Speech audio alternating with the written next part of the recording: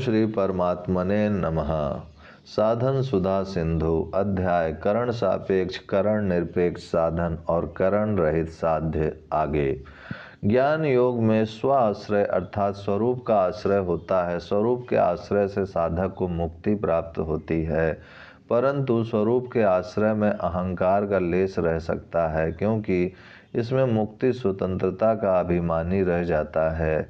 इसलिए गीता ने अहम ब्रह्मास्मि, मैं ब्रह्म हूँ, को ऊंचा नहीं माना है। प्रत्यतु वासुदेव सर्वम, सब कुछ परमात्मा ही है, को ऊंचा माना है, क्योंकि इसमें अहंकार व्यक्तित्व सर्वथा नहीं रहता।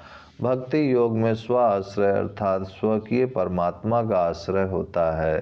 स्वरूप का आश्रय लेने की अपेक्षा स्वकीय का आश्रय लेना श्रेष्ठ है, क्योंकि स्व का आश्रय लेने से मनुष्य मुक्ति अखंड रस प्राप्त कर सकता है, पर अलौकिक प्रेम अनंत रस प्राप्त नहीं कर सकता। प्रेम की प्राप्ति स्वकीय परमात्मा का आश्रय लेने से ही होती है। प्रेम प्राप्त होने पर अहंकार सर्वथा नष्ट हो जाता है। चुप साधन परमात्म तत्व की प्राप्ति का श्रेष्ठ से श्रेष्ठ साधन है चुप होना, अर्थात कुछ भी चिंतन ना करना। यह सर्वोपरि करण निरपेक्ष साधन है। चिंतन करने से ही संसार का संबंध चिपकता है, कारण कि चिंतन करने वृत्ति लगाने का अर्थ है नाशवान परिवर्तनशील वस्तु को महत्व देना। नाशवान को महत्व देना, उसकी आवश्यकता मानना, उसकी सहायता लेना ही तत्व प्राप्ति में मुख्य बाधा है। अविनाशी की प्राप्ति नाशवान के द्वारा नहीं होती, प्रत्यतु नाशवान के त्याग से होती है। जड़ के द्वारा चेतन की प्राप्ति कैसे हो सकती है? असत्य के द्वारा सत्य की प्राप्ति कैसे हो सकती है? परिवर्तनशील के द्वारा अपरिवर्तनशील की प्राप्ति कैसे हो सकती है? क्षण भंगुर के द्वारा सर्वथा निर्विकार तत्व की प्राप्ति कैसे हो सकती है? नाशवान जड़ असत परिवर्तनशील क्षण भंगुर से संबंध विच्छेद होने पर तत्व की प्राप्ति स्वतः ही है। इसलिए नाशवान को महत्व देने का, उसकी सहायता लेने का भाव साधक को आरंभ से ही नहीं रखना चाहिए। शास्त्र में आया है, देवो भूत्वा देवम यजेत, देवता होकर देवता का पूजन करे। अतः अक्रिय एवं अचिंत होकर ही अक्रिय एवं अचिंत तत्व को प्राप्त करना चाहिए। गीता में आया है, परमात्म स्वरूप में मन बुद्धि को सम्यक प्रकार से स्थापन करके फिर कुछ भी चिंतन ना करे। तात्पर्य है कि संपूर्ण देश काल क्रिया वस्तु व्यक्ति अवस्था परिस्थिति घटना आदि में एक ही परमात्म तत्व है। सत्ता रूप से ज्यों का त्यों परिपूर्ण है। देश काल आदि का तो अभाव है, पर परमात्म तत्व का नित्य भाव है। इस प्रकार साधक पहले मन बुद्धि से यह निश्चय कर ले कि परमात्म तत्व है, फिर इस निश्चय को भी छोड़ दे और चुप हो जाए, अर्थात कुछ भी चिंतन ना करे। ना तो संसार का चिंतन करे, ना स्वरूप का चिंतन करे और ना परमात्मा का ही चिंतन करे। कुछ भी चिंतन करेगा तो संसार आ ही जाएगा, कारण कि कुछ भी चिंतन करने से चित्त करण साथ में रहेगा। करण साथ में रहेगा तो संसार का त्याग नहीं होगा, क्योंकि करण भी संसार ही है। इसलिए कुछ भी चिंतन ना करे। इसमें करण से संबंध विच्छेद है, क्योंकि जब करण साथ में नहीं रहेगा तभी असली ध्यान होगा। सूक्ष्म से सूक्ष्म चिंतन करने पर भी वृत्ति रहती ही है, वृत्ति का अभाव नहीं होता, परंतु कुछ भी चिंतन करने का भाव न रहने से वृत्ति स्वतः शांत हो जाती है। अतः साधक को चिंतन की सर्वथा उपेक्षा करनी है। कुछ भी चिंतन ना करने के बाद यदि अपने आप कोई चिंतन आ जाए तो साधक उससे ना राग करे, ना द्वेष करे, ना उसको अच्छा माने, ना बुरा माने और ना अपने में माने। चिंतन करना नहीं है, पर चिंतन हो जाए तो उसका कोई दोष नहीं है। अपने आप हवा बहती है, सर्दी गर्मी आती है, वर्षा होती है, तो उसका हमें कोई दोष नहीं लगता।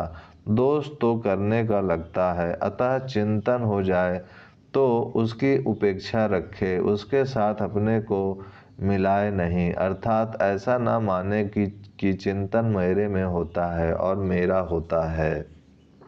चिंतन मन में होता है और मन के साथ मेरा कोई संबंध नहीं है। साधक में चिंतन ना करने का भी आग्रह नहीं होना चाहिए। उसमें ना मन लगाने का आग्रह हो, ना मन हटाने का आग्रह हो, न मन को स्थिर करने का आग्रह हो, न मन की चंचलता मिटाने का आग्रह हो, न किसी वृत्ति को लाने का आग्रह हो, न किसी वृत्ति को हटाने का आग्रह हो, न आँख कान खोलने का आग्रह हो, न आँख कान बंद करने का आग्रह हो, न कुछ करने का आग्रह हो, न कुछ नहीं करने का आग्रह हो। इस प्रकार कोई भी आग्रह न रखकर साधक उदासीन हो जाए तथा चुप हो जाए।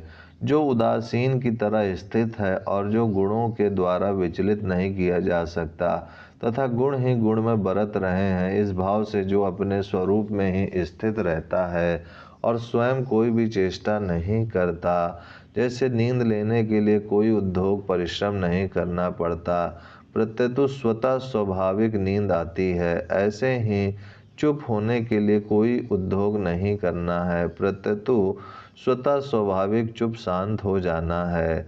साधक दिन में कई बार काम करते करते 1-2 सेकंड के लिए भी चुप शांत हो जाए तो उसको वास्तव में चुप होना आ जाएगा, अर्थात जड़ता से संबंध विच्छेद तथा स्वतः सिद्ध तत्व का अनुभव हो जाएगा। फिर वह सब कार्य करते हुए भी निरंतर चुप रहेगा। यही समाधि से भी ऊंची सहज अवस्था है। अवस्था के संस्कार वालों को समझाने के लिए इसको सहज अवस्था कह देते हैं, पर वास्तव में यह अवस्था नहीं है, प्रत्यतु अवस्थातीत है। कारण की अवस्था प्रकृति में होती है, तत्व में नहीं। वास्तव में चुप साधन से साधक सहज अवस्था, सहज समाधि, तत्व ज्ञान, जीवन मुक्ति, भगवत दर्शन आदि जो चाहता है वही उसको मिल जाता है।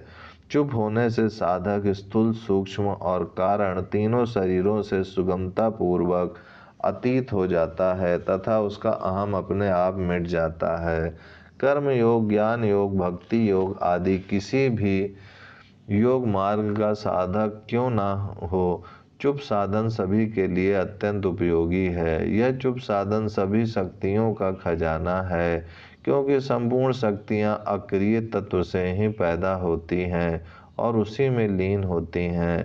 इस साधन से एक विलक्षण शांति मिलती है, जिससे राग द्वेष आदि दोषों को दूर करने की सामर्थ्य स्वतः आती है और अनुकूलता प्रतिकूलता का असर नहीं पड़ता।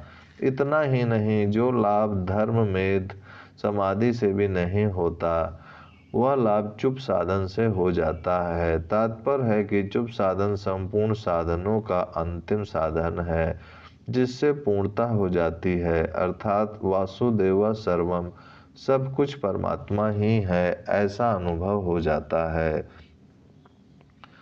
ओम शांति शांति शांति।